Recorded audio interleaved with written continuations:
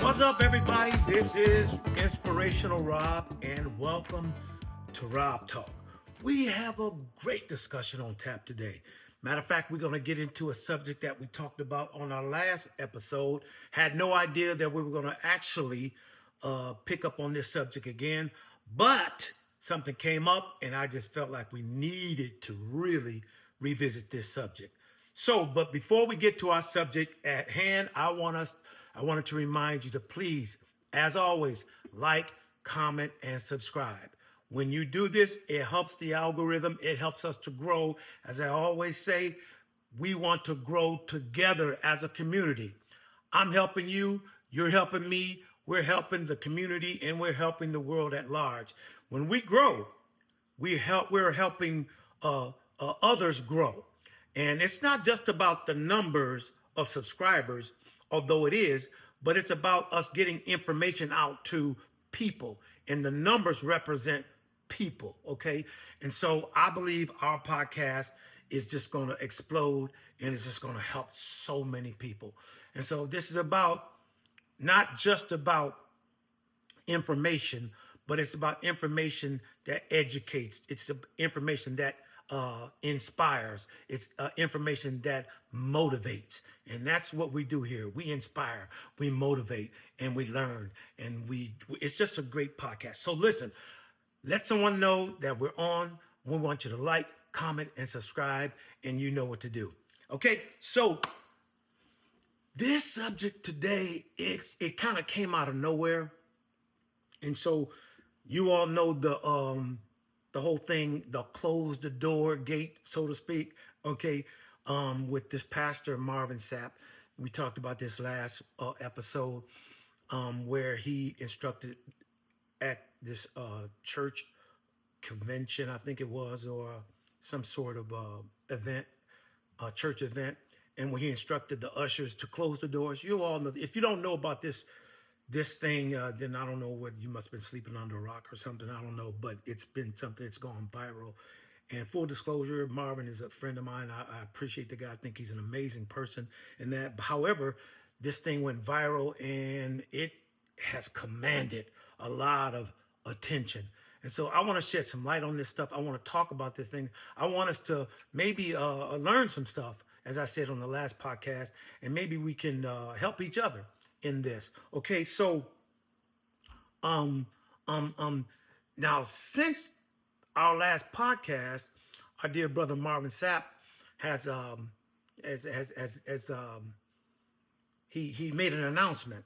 But before we get into that, I want to mention that Marvin Sapp, with that whole close the door gate thing, so to speak, a lot of people gave their opinions.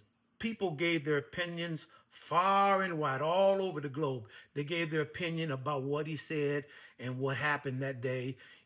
Close the doors, close the doors, close the doors, and all that stuff. Everybody gave their opinion, and some people were very vitriolic, and some people were very respectful, and I think to some degree it got out of control.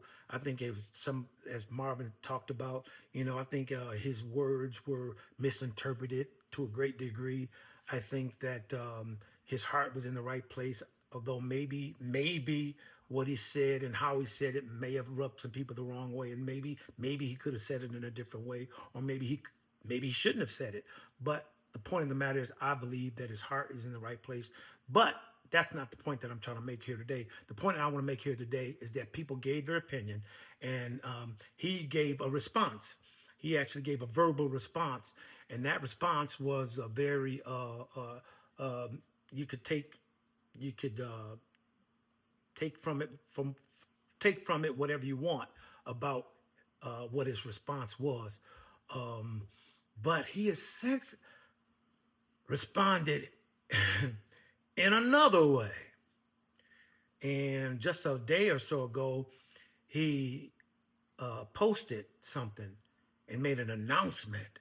And I'm going to read this. He put this on Instagram, posted this, and I'm going to read what he said. He said, "The last few weeks have been tough, misunderstood, misrepresented. misinterpreted, and even maligned. But I've learned that when life hands you lemons, you don't just make lemonade, you build the lemonade company. And that's exactly what I've done. Close the Door isn't just a song, it's a soundtrack for survival. I'm going to stop right there and say, he just wrote a song called Close the Door. I'll continue reading. He says, I'm releasing it this Good Friday, the day we honor the crucifixion of Jesus Christ. Just like he closed the door on death, hell, and the grave, I'm closing the door on the noise, the pain, and everything that tried to break me. This song will bless you. I believe that with everything in me. My assignment in this season through this song is to help you close the door too. So he's got a song out. It's coming out Good Friday. This Friday it's coming out called Close the Door. Man. Whoa. So now he said he's closing the door on this whole thing, but I've heard people talk about this, and I've heard all kinds of opinions again. Has he closed the door? Is he closing the door? Or is he reopening the door? Instead of allowing the thing to die from lack of attention, is he bringing more attention to it by writing a song about it? What do you think? Like, comment, subscribe. What do you think? I want to know what you think about this. Has he opened up a new can of worms here? Or is this, or what? What do you think? Now, there's 3 categories that I put this in about this whole song that he wrote, because this is basically what people are saying, and they're kind of talking about this, and this is starting to go viral. This whole thing about this song, Close the Door, that he wrote, post this situation about that happened. So here's the categories, and I asked the question: in writing this song, is this an example of being a genius, being sincere, or being tone deaf? Is this an example of him being a genius? Was this a stroke of genius? Is he just being sincere in writing this? Or is he just tone deaf? You don't get it. This is what we're hearing. What do you think? I want to know what you think. Comment on this. Let Inspirational Rob know what you're thinking, because this is what people are saying. This is what they're thinking. I know what's going on in y'all's mind.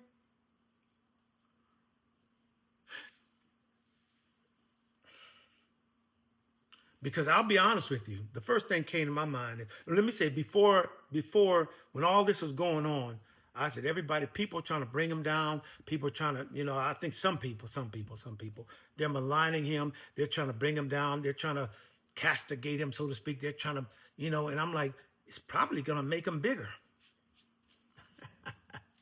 Probably going to make him bigger. It's probably going to make him more known, maybe.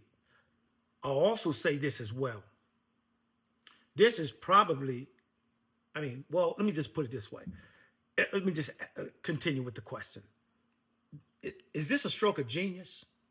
Because there's a whole lot of money to be made. If he does this right, this could be a stroke of genius. It could flat out be a stroke of genius. Money-wise. Because if this song goes, if it just goes crazy and sells, then who's going to be laughing all the way to the bank? Somebody says, well, hold on. He's a gospel singer. What are you talking about money? Listen, I need you to understand this. Gospel singers intend to make money. Oh yeah, you sing gospel because you know you love God and you want people to be blessed and all that stuff, but you want to make money if you're a gospel singer. And don't believe anyone that says otherwise. You're into it, you're in it to make money. Okay? The gospel industry is a money-making industry. Don't you get it twisted. And those that are in it, the singers, the entertainers, and all and the like, I'm telling you, they're in it to make a buck. Okay? And there's nothing wrong with it. I'm just saying, if he does this right, he could really make a penny. So is this a stroke of genius? Because you got to understand, he said it in what we just read, that post on Instagram. He said he's learned not only to make, and I'm paraphrasing here, not only to make lemonade when he's dealt lemons, but to build a lemon factory. So he's talking monetary. I think he's talking about making money. He's talking about monetizing mistakes, monetizing bad situations, monetizing setbacks. And for a few weeks, he had a setback. There was nothing fun about what he was going through. Try being Marvin Sapp for those 3 weeks or those 4 weeks when people were saying and certain things about him. You try living in that world. It ain't fun. Trust me, I'm sure it's not fun. So now, is he going to just sit back and allow people to keep it, or has he made the decision, doggone it, I'm going to take these lemons, I'm going to not only make lemonades, but I'm going to build a lemonade factory. I'm going to make some money off of this. I'm going to monetize this thing. What do you think? Like, comment. I want to know what you think. Come on, don't be afraid. Don't be scared. Come on. What do you think? It's a lot of money to be made. And there's something, listen, there's something to be said about when you've been attacked and when you've been castigated and when you've been pushed aside and when you've been maligned and when you've been lied on. I'm not saying that he was lied on. I'm just saying the situation wasn't good, okay? And when the situation doesn't look good, there's something to be said about when you've been in that kind of a situation. You can turn that situation around. You can flip it. I mean, you can flip it for your good if you know how to flip it. I ain't mad at him. If he can make this situation work for him, monetization wise, money wise, financial wise, I ain't hating him for that. Right? Because you can take the pain and prosper. And as long as you ain't hurting nobody, go for it. Right? So maybe it was a stroke of genius. What do you think? Maybe it was just a stroke of genius. Or was it, do you just think in writing this song he was sincere? He is a sincere. Is he sincere? Do you think he's sincere? I mean, we haven't heard the song yet, but if I know Marvin Sapp, I'm pretty sure it's probably going to be a pretty powerful song. Because the last time I remember Marvin wrote a song when he was in a dark place, when he was in a really dark place, and not to compare this situation with his situation when he lost his wife. He wrote that powerful song, Never Would Have Made It. When he wrote that song, you could tell he was singing from a place. And that song changed some lives. Because people heard that song and they could relate to the pain. They could relate to the hurt. They could relate to the feeling of being down and the feeling of bereaving and he sang it from his soul.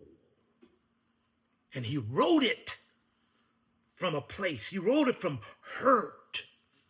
And people could empathize and sympathize, and people could feel his pain. And he was empathizing with others, and others were empathizing with him. And as he sang that song, people were healed.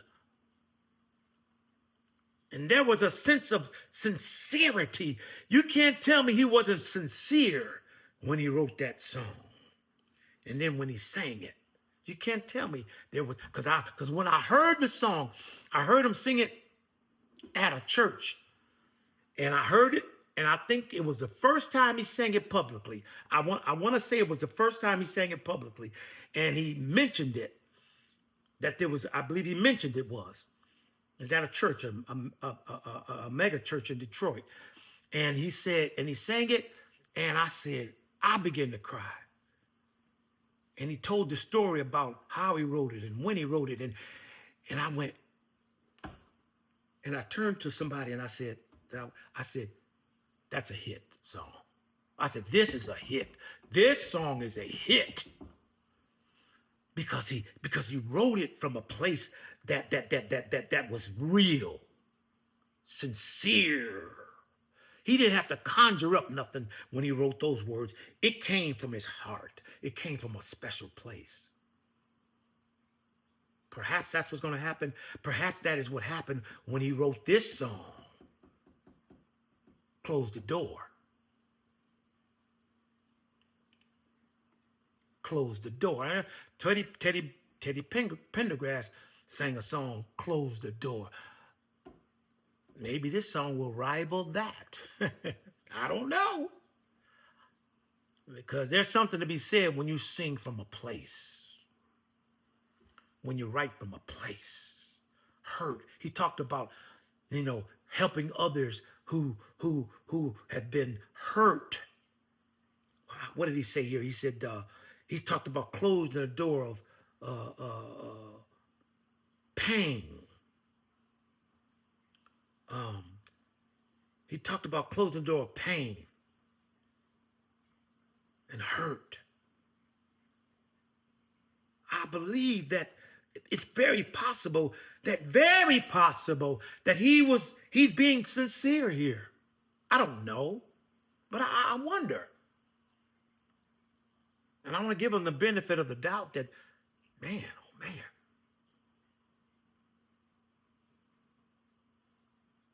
I don't know.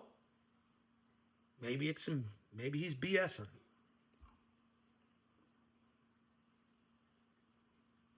But if he's sincere as his writing here, as he says this here, some people are going to be really helped.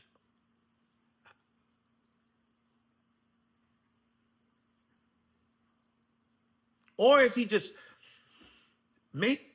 some people might say, have been saying, or I've heard, he don't get it. Is he tone deaf?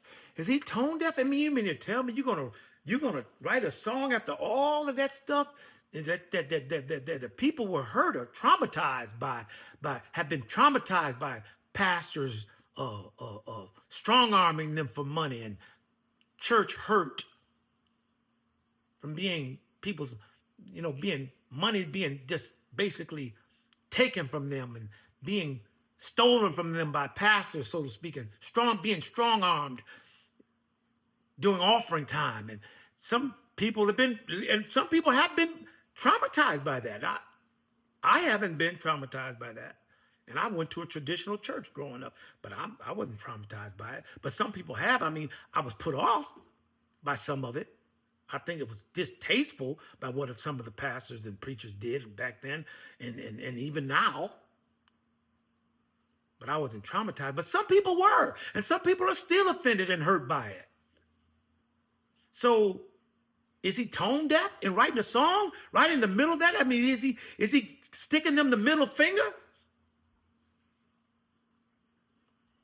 Is he tone deaf? Does he get it? Writing a song? Man, you want to just profit Now you're going to profit off of people's hurt. Now you're going to just profit off of people's traumatization. All right, now you're just going to profit off it. Man, this guy don't get it. He don't get it. Tell me what you think. Come on. Like, comment. I need you to subscribe. Come on. This channel is really helping people, and you ain't seen nothing yet. We need you to subscribe. If you haven't done so yet, subscribe and let somebody know that Inspirational Rob is doing some things right here. New YouTube channel. It's fresh, it's new, and we're gonna change this world together, one person at a time. Like, comment, and subscribe. But is this guy, is he tone deaf? Tell me what you think. Tell me what you think. Does he get it at all? I mean, really, is he a genius? By writing a song after all this talk? Close the door talk? Is he sincere about writing this song? That he really wants to help people and help people to close the door on pain and suffering and hurt? Or is he just tone deaf? And why in the world would you write a song after people have been hurt by pastors, just fleecing the flock, so to speak? Begging for money for their own selfish gain so that they can live lavish lifestyles, and pastors are just out of control, and preachers and so now you're writing a song after we're trying to bring some attention and some light to the abuse of pastors when it comes to funds and offerings and tithes and all that kind of stuff. And now he wants to write a song. Close the door. Is he just tone deaf? Come on, pastor, you don't get it. Why write a song? What do y'all think? What do y'all think? What do y'all think? I can't wait to hear the song. I can't wait to hear the song. And if it's classic Marvin Sapp, it's probably gonna be pretty good. I can't wait to hear it. Well, y'all let me know what you think. Was this genius move? Was it a sincere move, or was he just tone deaf? And I'll say this too. Is it possible that all three can be true? Could all three be true? Could all three be true? Could it be a stroke of genius that he's wrote a song about it and he's going to prosper monetarily speaking, and he's going to make some money off of this, and it's going to be good for his pocket, and he's sincere. He's sincere. He truly wants to help people in the process, making money, helping people at the same time, blessing others by writing a song to bring healing to people, showing them how to close the door on past rejection and past pain and past fear and past being casticized and being maligned, and past pain from being ostracized and minimized and all that other stuff. And maybe this song could just, maybe he's sincere about that. And then maybe he could be just a little tone deaf too. Maybe it was not the time. Maybe wait a while, and maybe take some time to just allow people to heal, let this thing settle down a little bit. And maybe all three could be true. I don't know. Maybe, I don't know. What do you think? What do you think? What do you think? Well, hopefully we've started a conversation that can be very productive and helpful to one another. Listen, I need for you to do three things. Please continue to like, comment, and subscribe. I want you to know that we'll do this again next week. Same time, same place. I want you to know that we're going to build this thing together. This community is growing, and it's going to grow numerically, and it's going to grow educationally. It's going to grow motivationally, inspirationally. We're just going to grow, okay? This is Inspirational Rob. You've been listening to Rob Talk. You know what to do.